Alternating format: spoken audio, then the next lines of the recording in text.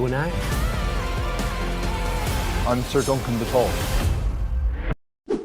What is up, everybody? Jeremy Eisenfire here, and welcome to the channel. With the New York Comic Con appearance of A Knight of the Seven Kingdoms fast approaching, we are now getting some very intriguing new information on the series. Thanks to an all-new interview with the show's co-creator, Ira Parker, we now not only have some all-new images, but some all-new interesting details as well. And with the official trailer for A Knight of the Seven Kingdoms set to premiere tomorrow, things are certainly starting to heat up once again in Westeros. And today we're going to take a look at and break down all of the latest information and what it means for the upcoming series, which will be airing this January on HBO Max. The Knight of the Seven Kingdoms will be the latest spin-off set in the Game of Thrones universe, based on the heavily fan-favorite Dunk and Egg novellas from George R.R. Martin, which follows the adventures of Sir Duncan the Tall and his squire Egg. The series is set around 50 years after the events of House of the Dragon, and around 90 years before the events of Game of Thrones. And while there are multiple novellas already written, this first season will be an adaptation of The Hedge Knight, the first novella in the series, which is set in and around the events of the tourney of Ashford Meadows. Our tale first begins by meeting a young Dunk, and the night that he is serving Sir Arlen of Pennytree, just after the night passes, and Dunk is left on his own for the first time. Dunk had been serving as Sir Arlen's squire for some time, and with Sir Arlen being a hedge knight, he and Dunk were not bound to any one lord or keep, but instead would roam the countryside of Westeros from one town to the next seeking work, usually fighting in the battles of small skirmishes between two rival lords. But after the passing of Sir Arlen, Dunk would find himself on his way to Ashford Meadows, in hopes of joining the tourney there to earn some coin, where he would end up meeting Egg in a chance encounter, setting the two on a path that would have larger ripple effects throughout the rest of Westeros. However, this is going to be a much different series than any of the previous Game of Thrones shows that we've been accustomed to, like House of the Dragon and the original Game of Thrones. While those two series are sprawling epics, Dunk and Egg is a smaller, more character-driven story, one without dragons, White Walkers, and hardly any magical elements to speak of at all, but still very much set within the familiar world of Westeros. And while the official trailer is set to drop tomorrow at New York Comic Con during the A Knight of the Seven Kingdoms panel, we have just recently received some all-new details and some all-new images that paint a better look at what to expect from the upcoming series. The show's co-creator, Ira Parker, recently sat down for an interview with Entertainment Weekly, in which he revealed not only some all-new images from the upcoming show, but the first official poster for A Knight of the Seven Kingdoms, both of which look incredibly epic, and invoke a lot of the same imagery from the original Dunk and Egg novellas and graphic novels. Like this all-new shot of Dunk on his way to Ashford Meadows, most likely right after he loses Arlen of Pennytree, as it seems like this shot was pulled almost directly from the graphic novel.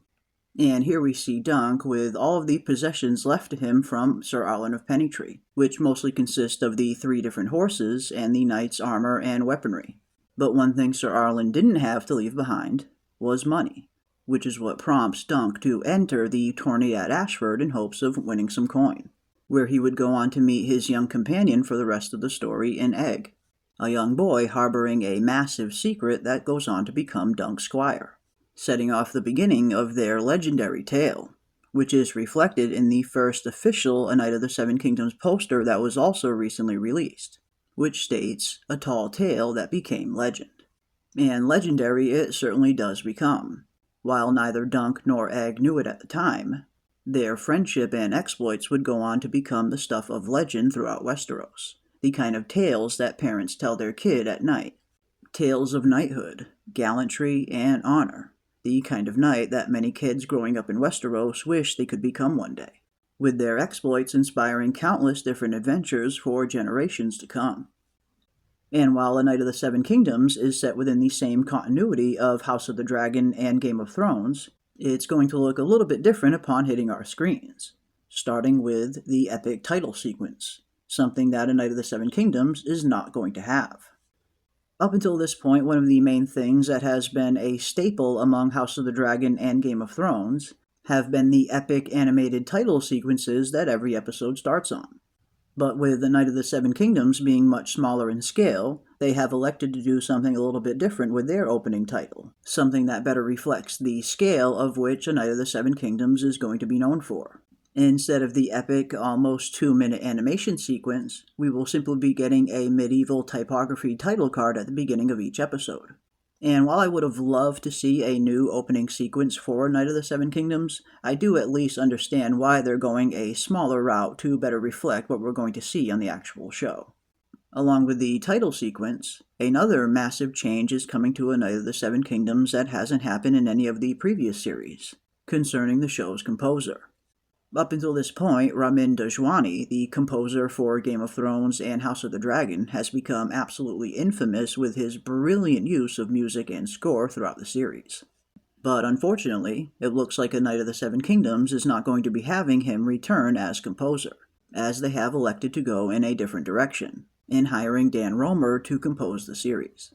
Just like the change in title sequence, they want the score on A Knight of the Seven Kingdoms to reflect the gravity and tone of what we're going to be seeing, which apparently is going to be a little bit different from the epic scores that we are accustomed to from Ramin Djawadi.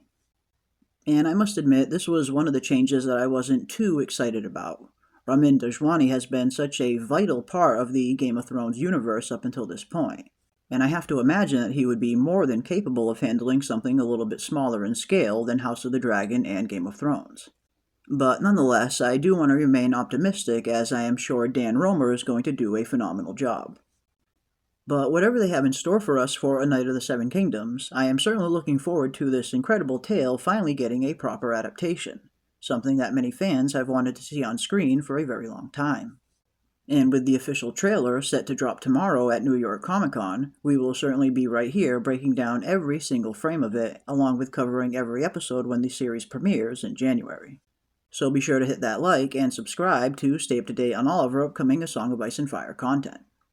But that is going to do it today for our breakdown on the latest information coming out surrounding A Knight of the Seven Kingdoms. And as always, I want to give a big thank you to everybody out there for watching, and a huge thank you to all the channel members, and we will see you on the next one. You and I? I'm Sir Duncan the Tall.